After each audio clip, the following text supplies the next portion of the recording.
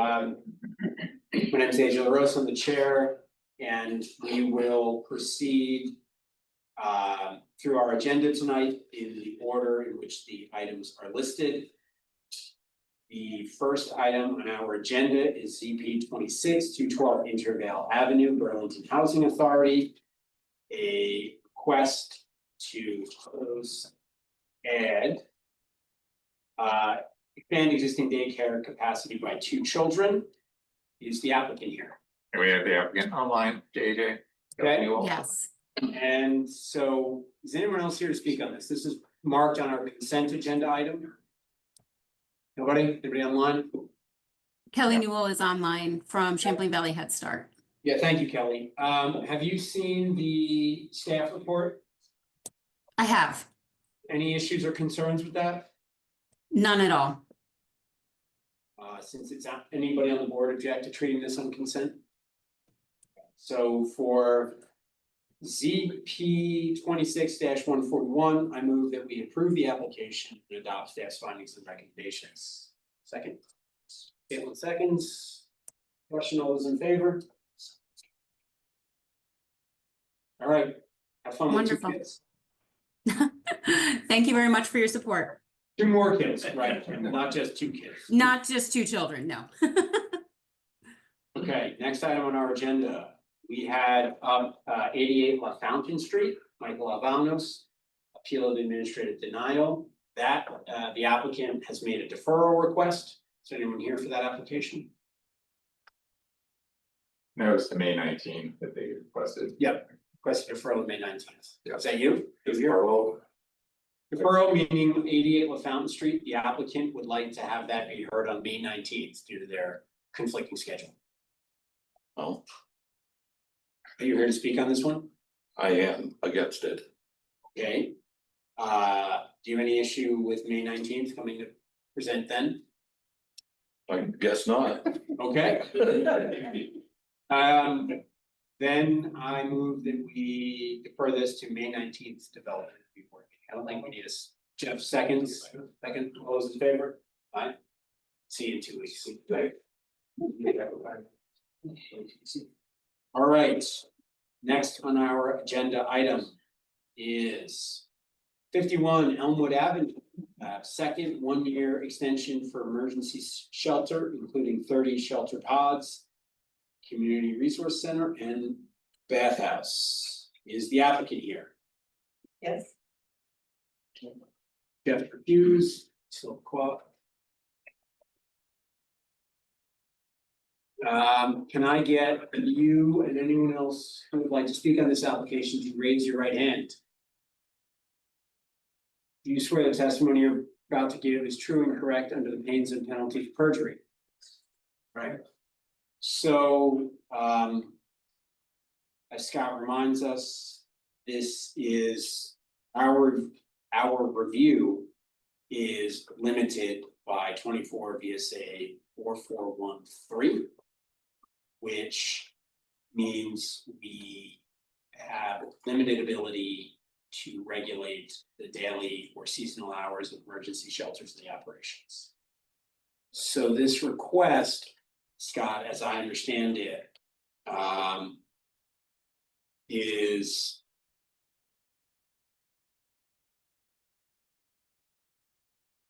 that we're asking, so we approved it for just 3 years under the original condition. Approval for 3 years and the condition approving it for 3 years. Open the door to up to 2 1-year extensions. So one 1-year extension was granted a year ago. This is the second and final 1-year extension being sought. I think it's the only permit we've granted that was for a limited time. Is that correct? That's what Kirk was asking about. There's been a handful as well. It was presented as temporary. Presented as temporary.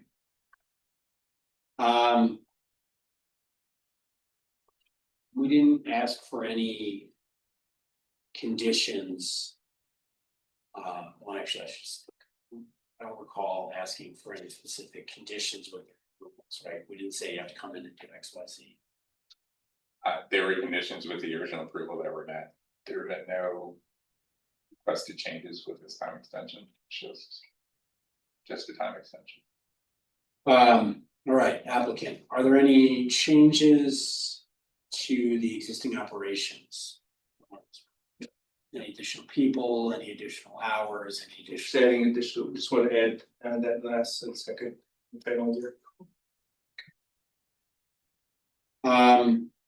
Anything else you want to add to the application? Nope.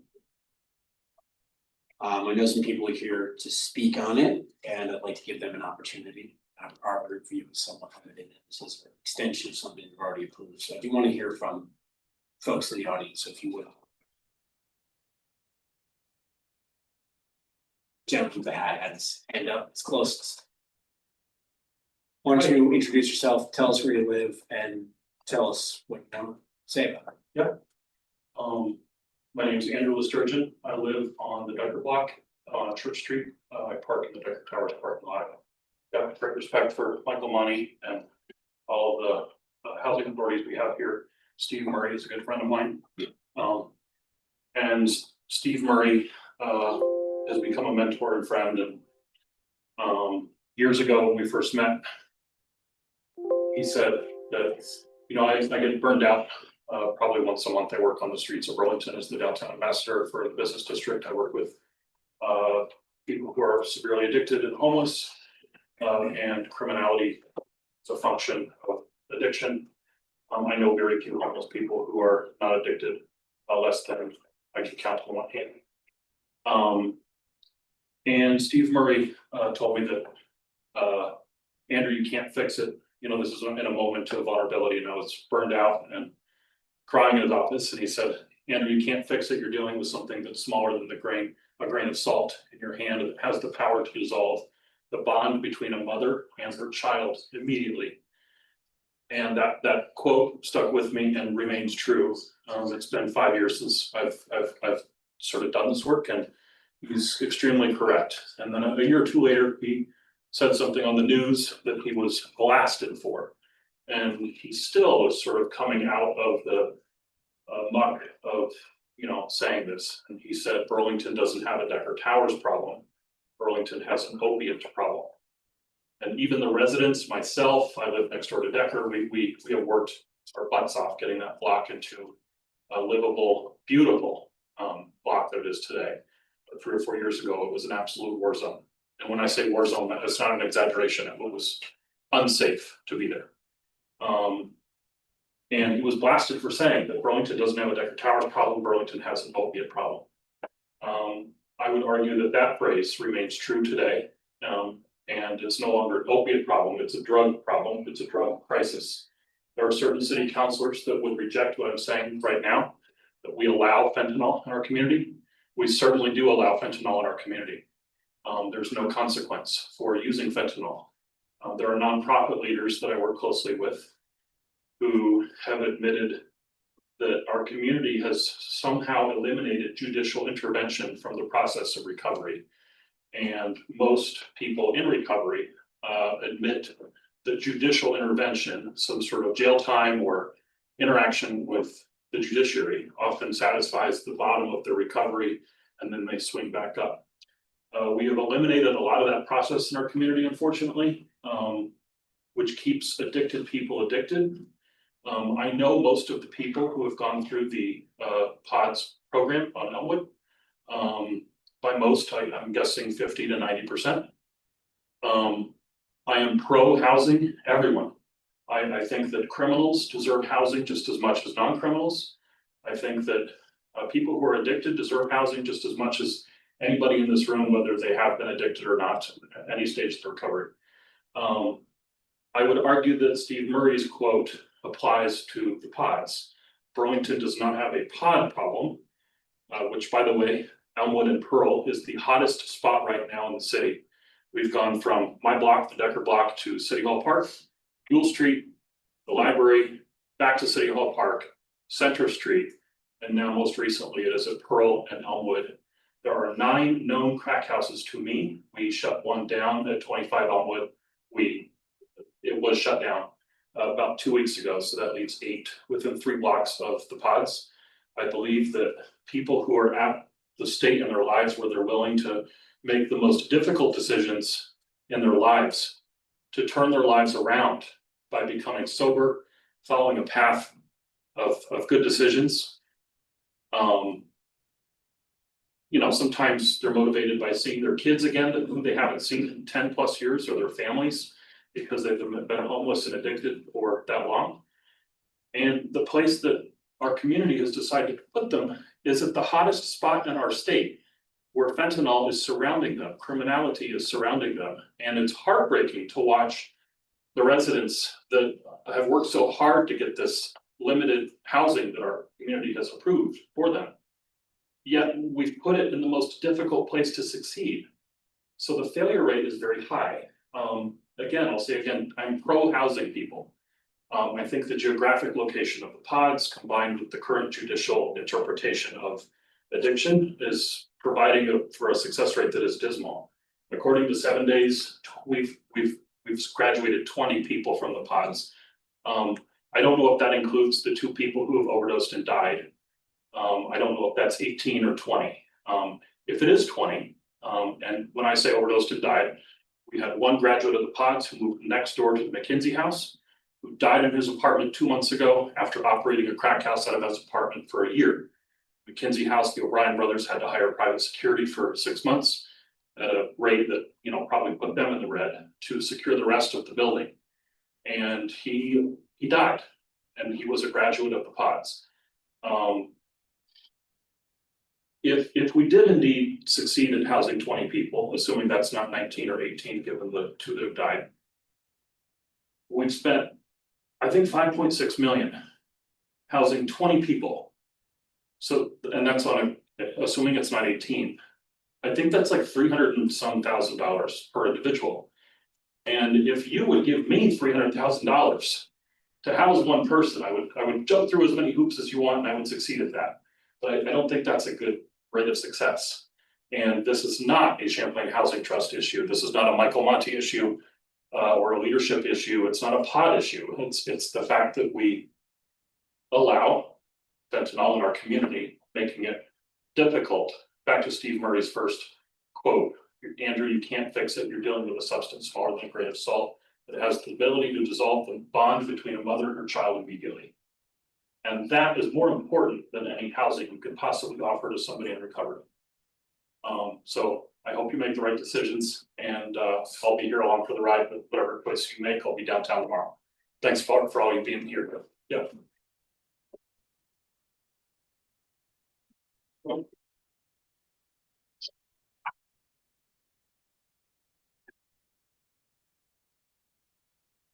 Andrew gave you a great recap. I'm Jeff Nick. I'm a longtime member of the Church Street Marketplace Commission. I was on the commission when this was decided the first time around, when promises were made to the business community that this would be, or to the entire community, that this would be a 3-year project.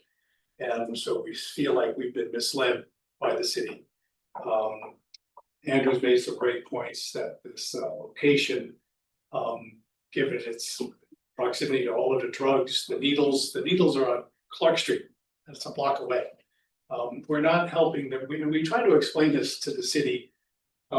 We had a meeting, Michael was there, to try to understand, what impacts this is going to have on the community, especially the marketplace.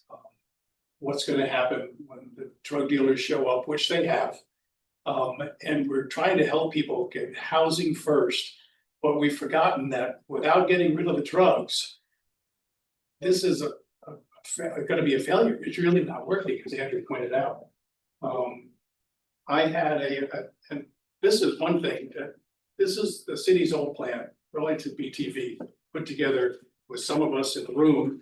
But it recommends that the high concentration of social services in our downtown are not helpful to the very people that are on drugs and on alcohol abuse. So the city's ignored their own plan by placing the pods one right in the center of all the mayhem. To say nothing of the impact of the business community. I mean, so when I complained to the city about all of the retail theft that's going on, and we were able to trace retail theft back to the pods. And I was told that no, I was wrong. But interestingly enough, I saved an email that at the time, the pod, director of the pod, no longer there. But this individual agreed with me. And I'll just read a quick excerpt here. We see so many suspected stolen items come into this place. It's sickening that at times we see stuff come and go. And empty sacks leave, and then they come completely full of goods. I'm sure some folks here are thieves. I won't deny that for a minute. People here are doing anything and everything in their power to get sellable items to turn over for drugs. I agree that some individuals from the Elmwood community contribute to the problems downtown 100%. I am not denying this or making excuses. So this is the person that ran the pods agreeing that it's a problem for the business community. On top of that, if you ignore the problem with the business community, we're not helping the people that we're trying to help. So I hope you think, and the fact that we're ignoring our own advice. Thank you.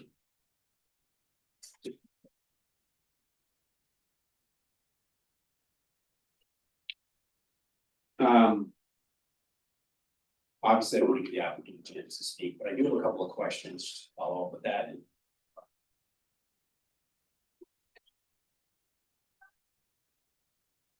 We do, there's a couple folks online, nobody's raised their hand yet, but.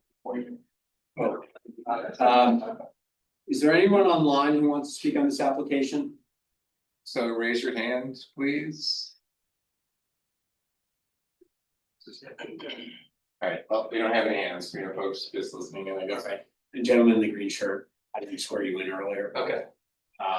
Raise your right hand. Do you swear the testimony you're about to give is true and correct and things and penalties correct? I do. So I do want to make sure that the following is the permit conditions. So have 2 overnight staff been present at all times? Yes. Still no outdoor amplified music allowed? No.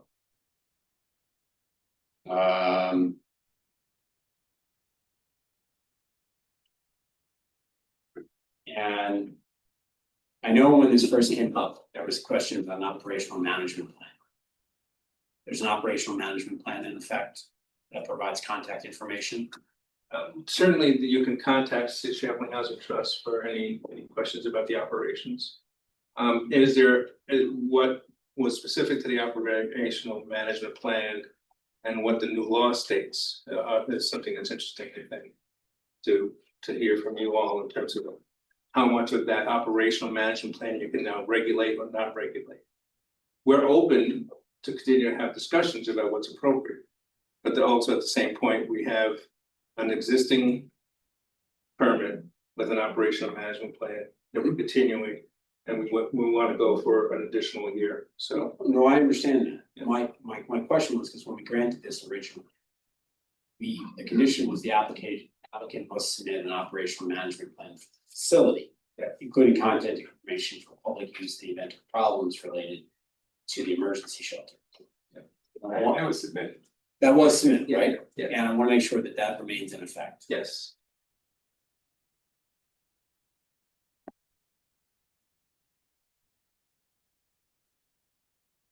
I'll ask the question because I think Jeff raised it, merits the question. What happens in the event that a reasonable suspicion of a crime being committed by an occupant of the pod is observed? So we have regular contact with police, and on a regular basis, we reach out to the police and say, is there somebody in the pods who's creating a crime that you know about that we need to then have discussions with you about who should be removed? And so that's how we proceed with that. The former director who responded to you says, some people, we know that. I could tell you that there are some people all over downtown Burlington who are stealing things and selling things to the 8 crack houses that are around the pods right now. So that is something that's simply happening. Don't like it, I'm sure the city of Burlington doesn't like it. No one really likes it at all, and our operational procedures is to be contacted with the police on a regular basis. We have a full-time security person on CHC staff. We have overnight security at the pods. We have staff in communication on a regular basis with police. Police come to us, we cooperate them fully, anything that they know or see that have been arrests. And we will continue to respond to the police or anyone else who says, who can provide the evidence that the police need to arrest someone. But that the issue is really, this person looks suspicious, this person is carrying an empty bag. I don't know what that really means, right? So. Yeah, I obviously, there's a limit to what you can do, but I wanna make sure that. And things have changed with the police over the last few years. Things have Many gotten, times. yeah, I mean, in a good way. Meaning I think that we're finding out the police department now is fully responsive to a lot of our needs and requests. Hopefully. There has been a change, and so we've been feeling pretty good about sort of that particular activity. Great. Is there anything else you want to comment on or respond to that you heard? No, other than to simply say that we measure success by keeping people off the street and not dying. That's a very, very low threshold. And in truth, that we're really, really working with the toughest and people who are really, really working, having the most difficult time. Anybody who comes into our housing, and we have over 500 folks who are formerly homeless, our success rate is pretty good with them. Odds is a little tougher, but nevertheless successful. It is unfortunate. I can tell you that as soon as that individual moved from the ponds to the McKenzie house, the people at the McKenzie house sent me an email, which they call me all the time, and said, he's great, he's so nice. He's such a good guy, he's a member of our community. And then he fell off, essentially to a situation where he, once again, relapsed. That's the world that people who are drug addicted and substance abuse live in. But that was an initial success, once again. We work really hard. There are resident services folks here from CHT. They work really hard to make sure people stay housed. And so anybody coming from the ponds into our housing, stay housed. Not always, but mostly. It's a tough group. I don't disagree with any of the issues here of my friends around the toughness in downtown, the issues of drug addiction, the substance abuse, the lack of support to move from substance abuse to something else. We have recovery housing. We are supporting the institution of sober shelters and all of that. So we do a lot of work on that side as well. I wish the community around the pods would be a little safer. In truth, but again, that's not the pods. Okay. Any other questions from the board? What steps are you taking to make sure that in a year there's not an issue about renewal? I think we're working with the city. That particular site will have a different use in a year. So that's what you all need to sort of really understand clear. We are working with CBOEO on looking at other sort of these opportunities for creating shelters. And what CHC does, we manage the pods and we manage harbor places with motel, but we manage also the creation of buildings for others, steps to end domestic violence, CBOEO, a few shelters up in St. Albans. So we do that, and we're right now working with CBOEO and seeing if there's another location for a cold weather shelter, which may have in fact some positive impact in terms of people who will be served by pods in the future. But that's really just sort of, we're looking around. Now, we haven't called Jeff for a particular location just yet, but there might be something where Gardener supply. garden supply. But we are looking to see if in fact, plus besides these people, there's another 200 folks in shelter. Out in the streets, not in a shelter, not in any housing, right? And so come cold weather, that's a realistic issue, especially. So we're looking to sort of see if we can figure out that particular issue. Jeff, you have one more comment. One more comment, sorry. I appreciate it. In the management plan, which I have a copy of, promises were made to all of us, the community, the neighboring community and the merchants on Church Street, that there would be periodic meetings to discuss the ongoing activity at the pods. And we were never given that opportunity. There were no meetings called, at least the merchants on the marketplace were said if there were meetings, we didn't hear about them. So the management plan does have that in it. It was, so to my knowledge, it was never followed, at least the merchants were never given an opportunity to discuss these things. But like the one incident where stolen Lululemon merchandise was being sold from the pods on Facebook Marketplace. So it's a real issue for us, and I think we should be given the opportunity to discuss periodically, quarterly, something that gives us a voice. Yeah, Jeff, you were right. That was promised. Rebecca and I, due to city restructuring, joined CETA a little less than a year ago. We are planning, we met with CHT last week. We are planning a community update. It has been a long time coming, but we owe that to you and you'll be hearing from us soon. Well, thank you for that. Could I? Sorry? Brief. Yes. I'm thinking about Decker Towers now, which was a equally as challenging spot in our city, that is not as challenging it was 4 or 5 years ago. It wasn't the police that bettered Decker Towers. It wasn't even, sorry, Steve, it wasn't even BHA that bettered Decker Towers. It was the 150 to 60 residents combined with a handful of neighbors like me and some really good mentors and advisors, like a few city councilors that still maintain in touch. It was the building and the unification of a community on our block that doesn't stand for bad behavior, or which usually includes drug use. And if there's a way to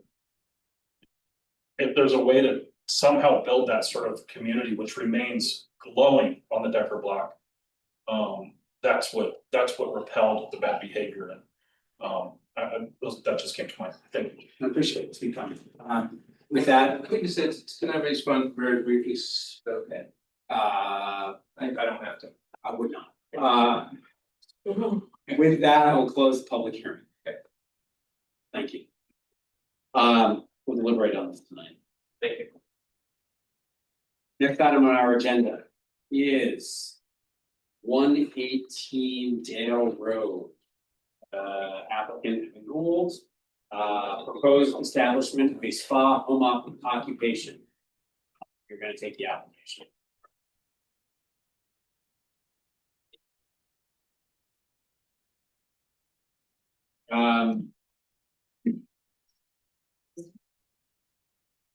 This is a home occupation for the creation of a home spa. And I was actually wondering why this wasn't on our consent agenda item. There it is. Anybody or any board member who would object to treating this as a consent agenda? We actually had some neighbors reach out, Really? Are they here? but nobody's here. Are there any neighbors online speaking of this agenda item? No? Right? Any members of the board who object to treating this as a consent agenda item? Seems pretty low key. All right, you read the staff report? Any concerns or questions? No. All right, then I move that on ZP 26-122, 118 Dale Road, we adopt staff's findings and recommendations and approve this application. Take a second, Jeff seconds. Those in favor? There you go. Good luck.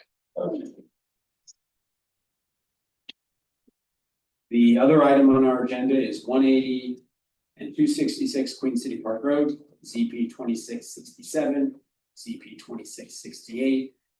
We deferred this to this meeting because some outstanding materials were not ready, and apparently they're still not ready. So they asked to defer it again to a future meeting. Kirk, we get any suggestions to when they may be ready? Yeah, so I did get the last of the outstanding application materials today, so feeling good about that. The issue now is the closure of the it's kind of holding things up.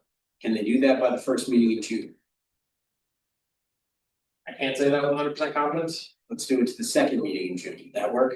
That sounds reasonable. I think we should be able to make that happen. June 17th, I think. No, it's. The first meeting is, Give it a second. wait a minute, the first meeting is June the 2nd, so sorry, 16th.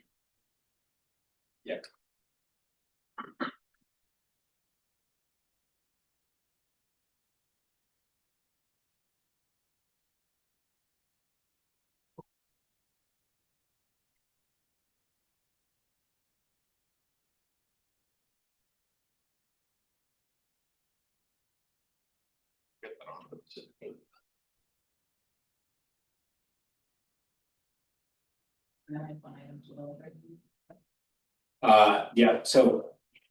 I don't think we need a motion, but. I'm gonna defer it to the 19th, or whatever that is, 16th. 16th, yeah. All right. And so with that, I will close the public hearing. Recording stopped.